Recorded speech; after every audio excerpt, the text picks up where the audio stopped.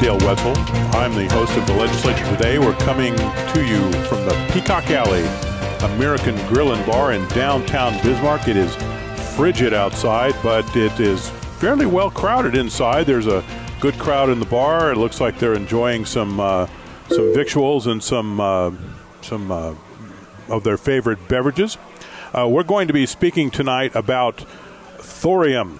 Thorium is it's a type of metal that can be used to generate energy. It's been a subject of debate in the North Dakota Legislature, and we're going to talk about it in a moment with some folks that are interested in developing thorium in North Dakota as a power source. And first of all, we're going to speak for a minute about what happened in the Legislature today, which would be a natural subject for a program called the Legislature Today. In the Senate today, the Senate approved a couple of constitutional amendments. Now, these still have to be approved in the House in order to go on the ballot, but they have cleared their first hurdle in the Senate. The first amendment would limit the size of a state fund called the Foundation Aid Stabilization Fund. Fund does is it provides a reserve in case state aid to schools falls short. Now that hasn't happened in a long time. In fact, the last time that the fund was used was in 2003, and it was used for $1.5 million to make up a budget shortfall in the state treasury at that time. Right now, the fund has close to $300 million in it. In the next 2 years, that amount is supposed to grow, or expected to grow, to $600 million. So legislators are figuring, well, this is a huge pot of money that isn't being used for anything. So what the constitutional amendment would do, and there is a constitutional amendment required because it's set up, this fund was set up as a constitutional amendment by voters in 1994. What this constitutional amendment would do would be to limit the balance of the fund to 20% of the state school aid grant appropriation over 2 years. What that would translate to in today's terms is about $184 million. Again, the fund right now has about $300 million. And so the rest of the balance would either go to benefit education, or it would go into another state constitutional trust fund. Some likely candidates would be the Common Schools Trust Fund, which throws off earnings that benefit education, and also the Legacy Fund, which is essentially a huge pot of oil tax money that is hopefully going to grow for the foreseeable future. It was established by the voters 2 years ago, the Legacy Fund was, and it is expected to have as much as $3 billion in it by the end of the next biennium in 2015. And the legislature, according to the terms of the fund, will not be able to spend any money from the Legacy Fund until 2017. So that's another potential destination for this Foundation Aid Stabilization Fund surplus. There are so many funds, it's hard to keep them all straight. There was another action in the House, several actually, that dealt with the no smoking legislation that voters approved on the ballot last November. You may recall that this initiated measure essentially banned smoking in indoor workplaces, including bars. And this legislation had some provisions in it to warn people not to smoke, and this is where the problem arose. It required no smoking signs in vehicles that are used on the job, and it required no smoking signs next to building entrances, and the definition of building entrances was rather expansive. It included, for example, garage doors and loading dock bays, those huge doors that you see roll up when the semi-trailer backs up to the shipping dock. And today the House approved a bill that relaxes these warning sign requirements. You don't have to put a sign next to a garage door that says no smoking, or to a loading dock door. The language in the legislation says if the door opens from the right or the left and it's used as an entrance to a building, then you have to put a sign there. Otherwise, you don't. And if you were to comply with the original intent of law, you'd have to plaster signs all over the place, not just by garage doors and loading bay doors on the exterior of the building, but also in the interior of the building. And in the words of one of the legislators on the floor today, he said it gets a bit ridiculous when you have signs everywhere telling you not to smoke, especially when there are cases when a particular building, it's not, there hasn't been smoking there allowed there for some time anyway. And a second bill requires the Center for Tobacco Prevention and Control Policy to provide no smoking signs for businesses that ask for them. This was a modification from the original bill that would have required the Center for Tobacco Prevention and Control Policy to pay for signs that businesses would put up themselves. In other words, the center would have to cover business expenses to comply with this law, and that was considered to be a bit much. There's one other bill I wanted to mention that relates to one of our guests this evening. It is a sales tax rebate for appliances, carpet, furniture, construction materials that were purchased by flood victims 2 years ago when there was statewide flooding. There was flooding in the Missouri River Basin, flooding in the Mouse River Basin, flooding all over the place in North Dakota 2 years ago, and a lot of folks got flooded. A lot of folks had to buy materials to refurbish their homes after they were flooded. And this bill was sponsored by Representative Andy Maragos of Minot, who's with us this evening to discuss another subject. One of the reasons I wanted to mention it was that the House Finance and Taxation Committee, which held a hearing on this bill, recommended that it do not pass, recommended that the House defeat the bill. Well, Representative Maragos had the good fortune, frankly, to have this bill come up after two other bills had just been approved by the House to grant sales tax breaks for liquefied natural gas plants and coal gasification byproducts plants. And so when Representative Maragos' bill came up, he stood up and said, now look, if you all have voted to grant these rather substantial sales tax exemptions for liquefied natural gas and coal gasification, I suggest that you'd want to also, give a little bit of a sales tax break to folks who are rebuilding their homes after they're flooded. And boom, the bill was approved 54-40. What did you think of them apples, Representative Maragos? Well, Dale, I must admit I was surprised. It's not real often that we go against a committee recommendation, but it just was one of those situations where the timing was just perfect, and I think the logic of the argument for doing it was with us based on the previous actions, and I think the House sensed that, recognized it, and understood that there was a lot of pain that went around to all the flood victims in the state, and it might be time to just try to help them out a little bit. And so we got enough votes to pass it, and I'm very grateful to the House, but we're only halfway there, and that's the process. But I must admit I was a little bit surprised, but it was a very pleasant one. We have with us Representative Andy Maragos, whose voice you just heard. He is a Republican from Minot. We also have Representative Dick Anderson, who is a Republican from Willow City. The reason that they're here is we're going to be discussing a bill that they sponsored that essentially it sought to have the State Health Department set up a regulatory structure for the regulation of thorium. And we have a gentleman on the phone who's going to tell us all about thorium. His name is Allen Kruse. He's the president and CEO of Rare Earth Salts, which is a company based in Minot. And it has, among its principals, some North Dakota folks. And one of its goals is to establish thorium as an energy source in the future. And thorium is more plentiful than uranium. It doesn't have the same nasty habit of throwing off weapons-grade materials when it's processed. And Mr. Kruse, I understand that you're in Oslo, Norway, calling in to us. May I ask, what are you doing in Norway right now?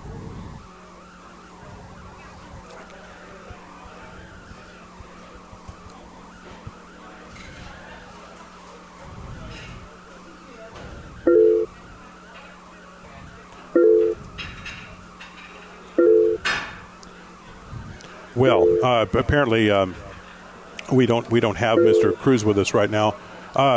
Andy, could you tell me why did you and Mr. Anderson sponsor this bill?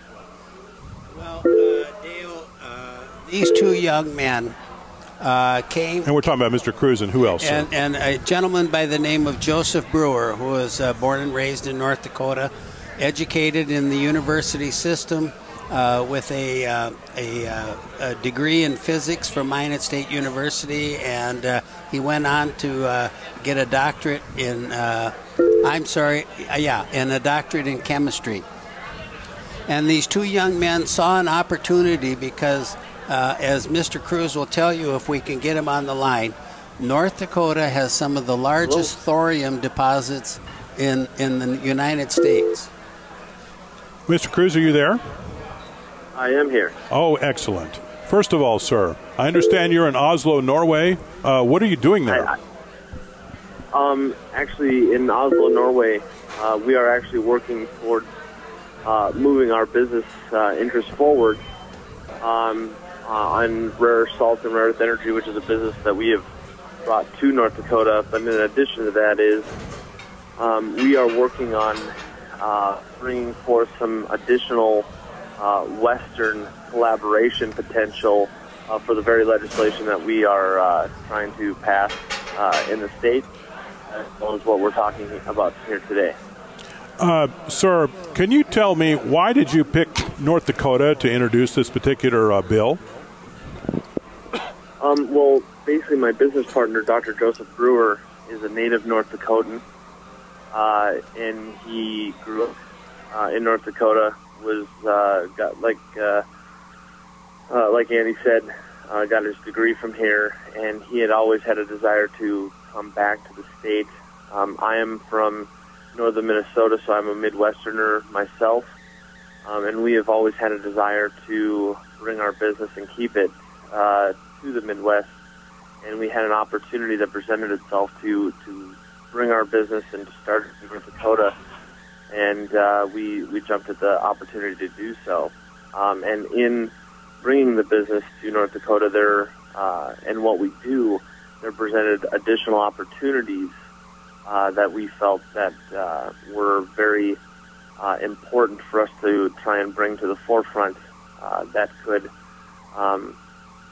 be very, very beneficial, not only just for the state, but as a nation as it relates to this legislation. So especially for Joseph, having a doctorate, he had noticed quite a considerable, for lack of a better term, brain drain, in the sense that there are a lot of North Dakotans getting their degrees and not being able to stay within the state because of lack of high-tech, high-end jobs. And this kind of legislation would not only help with that, but it would also bolster the kind of education degree programs that would be available across the state. So there's just many, many multifaceted aspects that would be a huge benefit, would garner a huge benefit for the state, not only in the short term, but also in the long term. Sir, could you explain, what is thorium? Just explain to us what it is.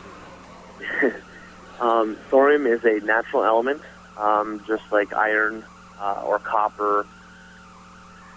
Thorium is what you would consider a radioactive material, just like uranium is, except there is a big difference.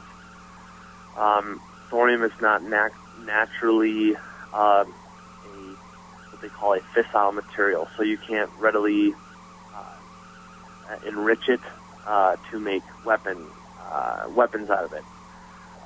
Thorium is vastly more abundant than uranium is. It out of the ground is very safe to the touch. The kind of radiation that it does put out is less so than a banana. You have less exposure if it was in your pocket than by operating a natural gas stove. It is very safe to handle.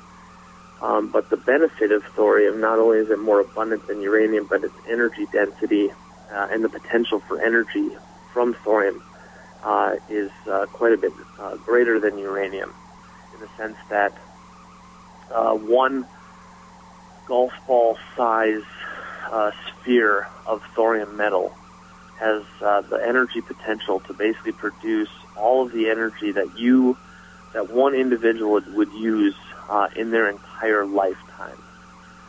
And with thorium, in the type of reactors that we are encouraging the state to back and to push forward with this legislation, would allow us in the state and eventually the country to utilize a cleaner, safer form of nuclear energy that would be able to produce electricity, as well as, more importantly, a type of heat that could be used in industries such as oil refining, or generating from coal a non-air emission coal to liquid process, as being able to form a cleaner form of diesel replacement, if you will. Think of it as, you have this reactor potential for the state. You could build a oil refinery that is refining North Dakotan oil and doing it without any air emissions. This is the kind of benefit that this type of reactor has at its disposal. Sir, how does one harness the energy of thorium? Basically what happens is, it's similar to what a normal nuclear reactor would do, is you take thorium and you put it in with other material that starts a decay chain process, and you therefore get energy and you get heat. The difference with this type of reactor is it's in a molten salt. And I know that this is going to sound very chemically heavy, and there is a lot to it. But with this type of reactor, unlike your light water reactors, which are operating with high pressure, high heat, steam, and have the ability to melt down or explode like you saw at Fukushima Daiichi, this is already in a molten form. It operates at base pressure. It cannot explode. It cannot have your disaster or meltdown because it's already in a molten form. It's inherently safe. As long as we have gravity on Earth, there are safety in this. So with the thorium, it basically starts decaying and it creates uranium, but it creates a much lower form of uranium. And the lower chain of uranium never can produce the plutonium, and therefore it's less proliferation issues, and that generates heat, and that heat then can be used to generate a gas turbine, or can be used as process heat itself to do such things as oil cracking. The nice thing about thorium, as well, as it gets hotter than your uranium reactors do. So where a normal light water reactor may produce electricity at a 25 to 30% efficiency, because they use a steam generator, with this type of reactor you could use a gas turbine where you could see efficiency at 50 to 55% efficient. So it's just a much, much more efficient reactor, and then therefore it also creates much less waste. And the waste that it does create is therefore only has a risk potential for several hundred years versus several million, like you have with the current light water reactor systems that we have across the country. Mr. Kruse, we'll get back to you in a moment. Representative Maragos and Representative Anderson, how did your colleagues react to this sort of idea? Well, we lost a vote today. I think we only had 28 votes, but I think part of the problem was the rest of the House members weren't educated on thorium. Some of them, right up to the time of the vote, were wondering what it is. And I think we needed to start this process a couple weeks ago, and it would have went a lot better. When people don't understand things, they have a tendency not to vote our way, so to speak. So, what sort of questions did people have about the whole what's being talked about here? they didn't even know what thorium was. You know, that was a brunt of the conversation for a lot of them. You know, and I tried to explain to them that this would fit in with our energy puzzle in the state of North Dakota, because it would enhance our coal energy and our oil energy, and we have a lot of trouble with the EPA regulations in our state. And if you could burn coal with no greenhouse gas emissions, it would be a definite benefit for our state. Were they concerned that thorium might put coal and oil out of business? I don't think so. They shouldn't be. It's going to work hand in hand to develop those other two industries. And coal right now is struggling with their emissions, and this would be great for them, I think. They should embrace it. Could you describe what the nature of the debate was in the House today? It's basically about rules and regulations, and that we couldn't do this without the authority of the Nuclear Regulatory Commission. Well, if we start the process, we can work with them and develop this plan, and we need to start. And we could have just as well did it today, because it's going to take us several years to get there. How did you get involved in this project? My good friend Andy. And Andy, how did you get involved in this project? Well, as you might know, Joseph Brewer is a native North Dakotan, and his grandmother happens to be my next door neighbor. And when her house was being fixed by Joseph's father, we got to talking a little here and a little there, and I think he told Joseph to come and see me about trying to get some legislation that would provide them the opportunity to bring their ideas to North Dakota and to create these jobs and to find a great future. And so I was happy to do that for him. I'm sorry we weren't successful. Well, we'll talk about what the future holds in a moment here. We're going up to our break. We've been speaking to Allen Kruse, the president and CEO of Rare Earth Salts of Minot, North Dakota, and two Republican state representatives are here with us, Mr. Dick Anderson of Willow City and Mr. Representative Andy Maragos of Minot. Hello, this is Dale Wetzel. I'm the host of the Legislature Today radio show. We're broadcasting from the Peacock Alley American Grill and Bar in downtown Bismarck, North Dakota, where it is 2 degrees below zero, and we can certainly use a thorium reactor to warm things up, in my opinion. We have with us this evening Mr. Allen Kruse, who's the president and CEO of Rare Earth Salts of Minot, North Dakota. Mr. Kruse is in Oslo, Norway, speaking to us from there, where it is, I believe, about 2:30 in the morning. We also have two Republican state representatives with us, Representative Dick Anderson, who is a Republican from Willow City, and Representative Andy Maragos of Minot. Now, gentlemen, the bill that Representative Maragos sponsored, that it was intended to kind of bring us into the thorium age in North Dakota, essentially, as I remember it, it had to do with setting up the health department as a regulator and a standard setter for thorium use and how to regulate a thorium reactor, basically. And how did the health department react to that responsibility? Well, first of all, I would like to say I think our health department is one of the best in the country, and this, from what I gathered from their testimony, this is going to be a new process, probably something they've never had to develop before, and I think they need time to react to it, and I'm sure they're going to have to work with the Nuclear Regulatory Commission on developing something that will work for both of them. So it's new to them, and I'm sure they're capable of doing it, and we just have to start the process.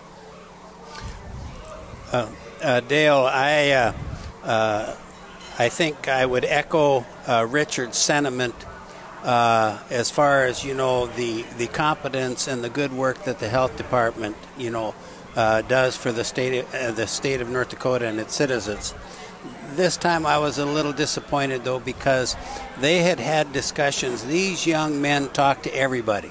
They talked to the state health department. They talked to the EERC over in Grand Forks.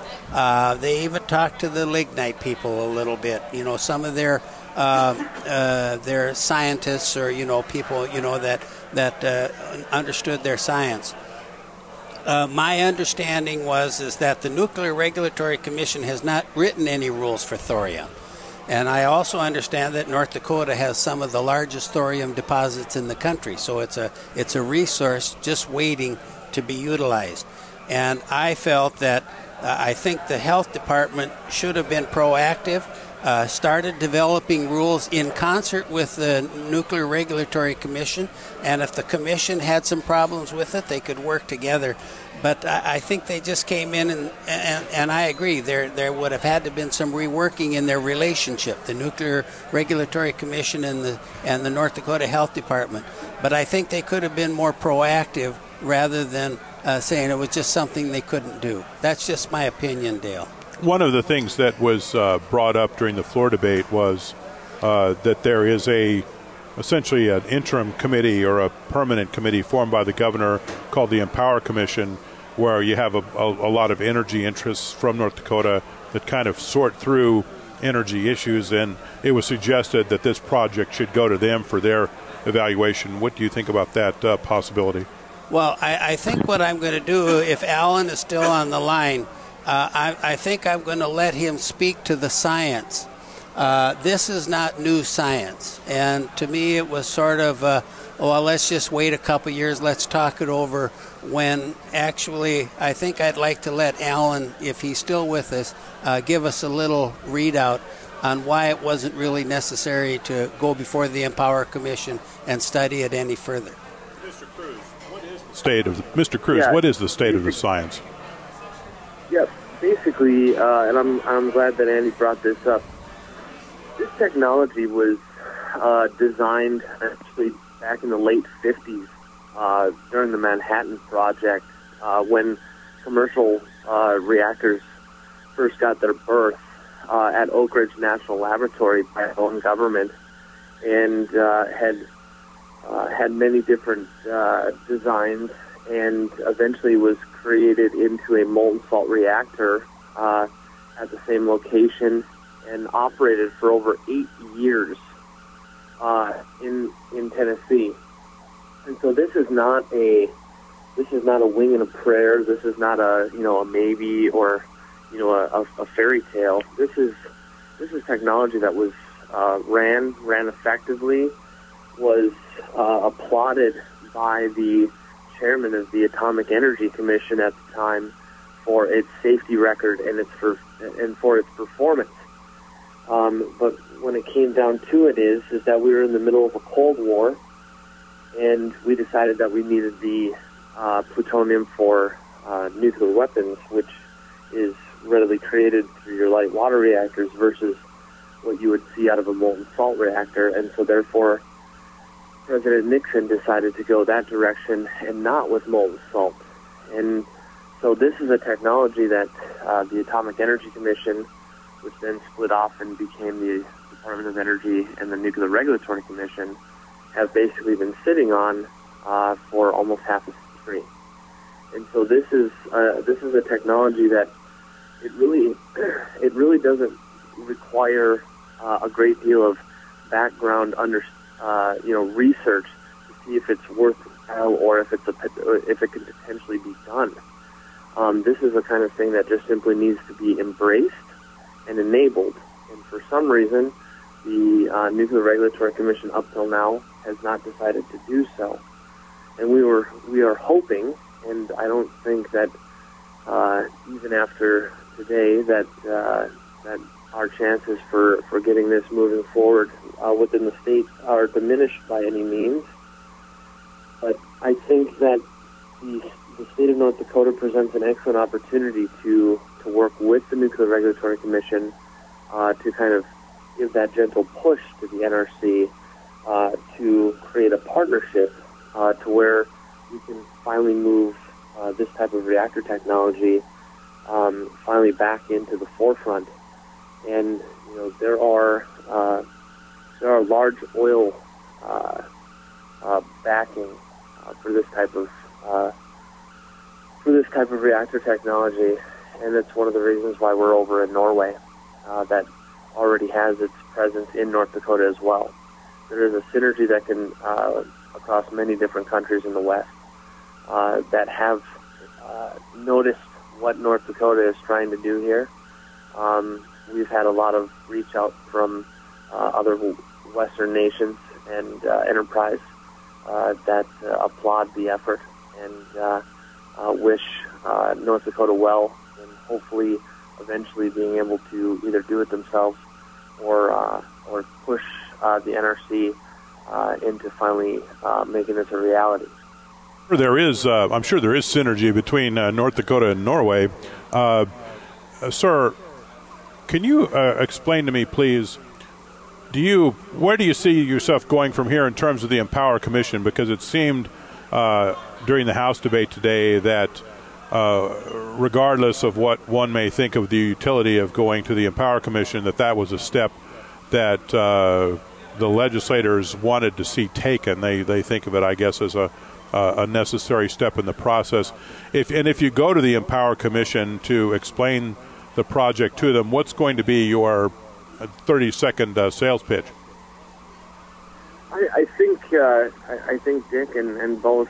Well, I think both Dick and Andy said it best. Is I think that although we talked to an awful lot of people, we probably didn't get across to enough of the House body and Senate body to really just explain the basics. And so I think it's going to be where we continue that effort, that education, and continue to let people know on the benefits. And by going to the commission and explaining what I just, basically what I just told to you and your listeners, is that this is not something that the commission needs to spend a lot of time on in terms of wondering if this is worthwhile or if it's a pipe dream. This is one of those things that they can make action happen very quickly, and we would hope that at the minimum, on the offset, that they request that the governor, on behalf of the state, make a plea to the Nuclear Regulatory Commission to move forward on this. But in the interim, in addition to that, is I would hope that we can work with them to where hopefully during the next assembly and the next session, we can reintroduce another bill to make another go at it, but this time with a better understanding across the board to where we can get more support. I am happy, regardless of the results. I am happy that we still were able to get the votes that we were able to get. It speaks highly on the kind of forward-thinking individuals that we do have within the state. And I think with a little bit more education, I think we can find success next time around.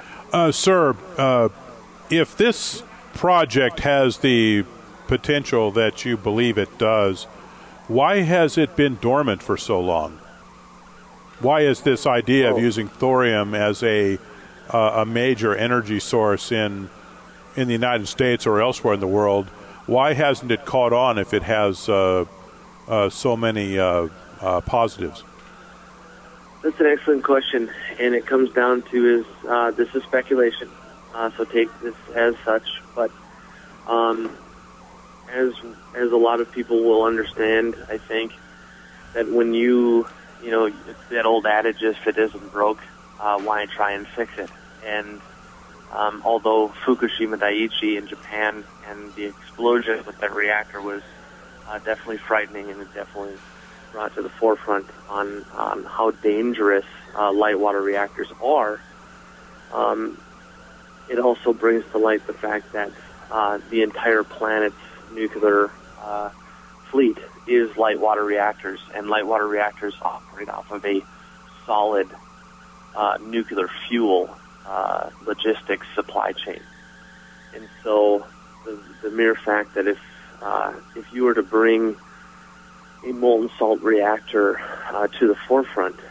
There are a lot of those that worry that the economics would not be there because the fuel supply chain isn't established and isn't well understood, or that it would potentially speak instant doom to where all of the reactors across the country or across the world would instantly have to be shut down, or that this would be the death to jobs within an area that currently has a light water reactor. And this comes down to just a lot of misinformation by the solid fuel supply chain themselves. They are trying to protect their own commercial interests, which I don't fault them for. But it comes down to is that with this kind of potential, you can only bottle it up so long before it eventually will become a reality. And this is the other reason for urgency, is that the Chinese government has come over to the United States, to Oakhurst National Laboratory, and has signed agreements with the Department of Energy for the U.S. to assist the Chinese in developing this very same reactor. And the Chinese have a goal of 2025 to 2030 to commercialize a reactor that was developed here in the United States by Americans for Americans. And now part of that research to commercialize that is being funded by U.S. federal dollars to do so for China. And so this is another sense of urgency, is the sense that this is homegrown technology. This is U.S. tech. We're better than the heartland to take up the mantle once more and to push forward and to bring our own tech into light and to finally commercialize it and bring it to bear. And with this type of reactor, finally, you're not a job killer. You're a job augmenter, because instead of dismantling and decommissioning these reactors, you would be retrofitting these reactors. You would be changing the reactors when it made sense, from the light water reactor and the solid fuel sense into this molten salt, molten fuel type of reactor, which is safer, more efficient, creates less waste, and has an additional benefit to it.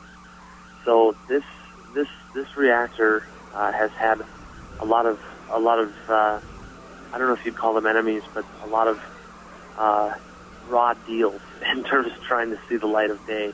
But make no mistake that thorium nuclear power will eventually have its day in the sun, and when it happens, it will create a we had an industrial age in this country and across the world, and embracing thorium will create a nuclear age where it's a very safe, cheap, and effective way for us to finally achieve energy independence, while echoing what Dick said.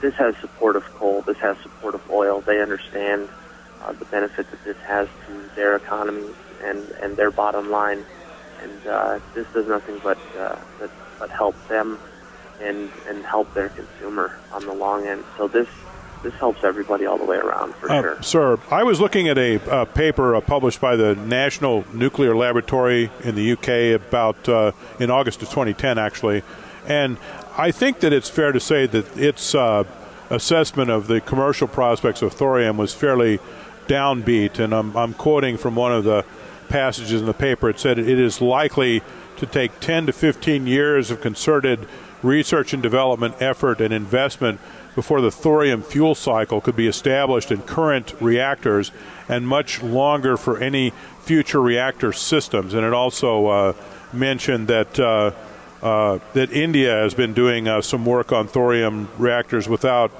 result, and that there's essentially it was the paper was, which I'm sure you're familiar with it. It was not very optimistic in terms of thorium as a future source of energy. Could you address that, please?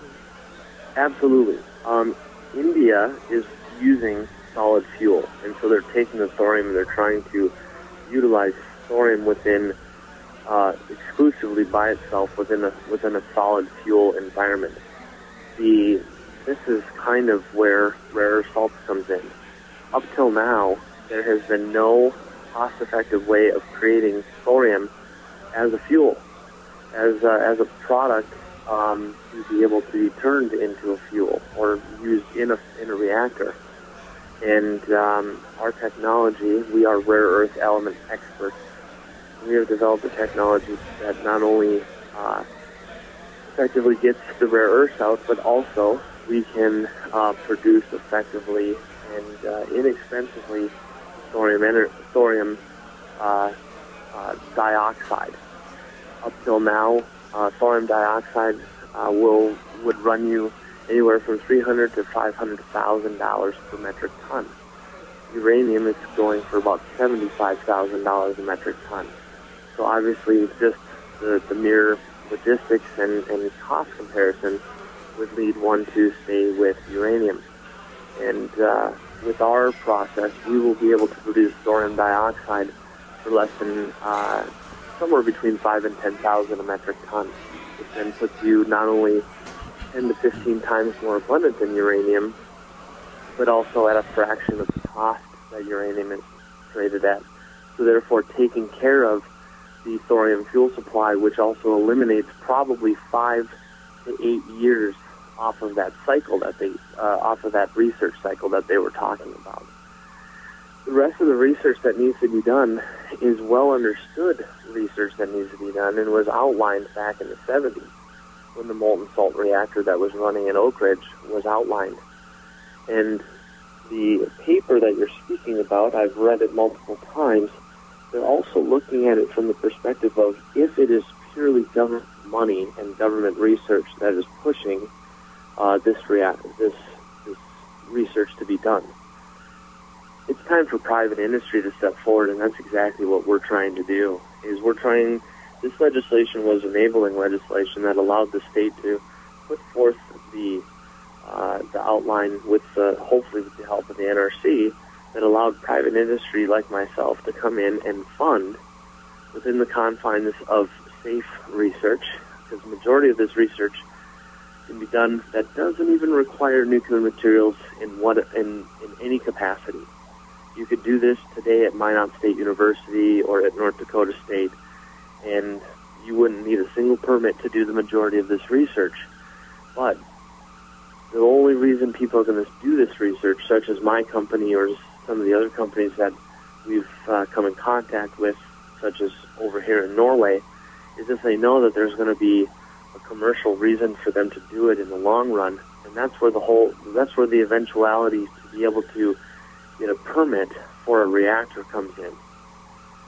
If the state and or the NRC finally is able to create a regulatory pathway for a reactor this type, hundreds and hundreds of millions of dollars of private money for research to be able to conclude this could be done. We could have a reactor ready to be permitted within 5 to 7 years, and hopefully then commercially built to potentially see its first day of operation. I feel strongly within 10. This would beat the Chinese, and in 10 years we're not talking fast. It is 10 years, but at the same time what is 10 years worth of time for a new industrial age? What's 10 years of time for energy independence for our kids and our grandkids? What's energy independence for an economic diversity across the state that almost lasts in perpetuity? So this goes back down to the question again of the Empowerment Council is how much time do they need? As I understand this is why we will continue to push forward. As I understand it, sir, these reactors that you described, they can be quite small. They can be the size of a semi-trailer truck. Am I correct? This is correct. The molten salt reactor that was built in Oak Ridge National Laboratory was basically built on 2 separate levels.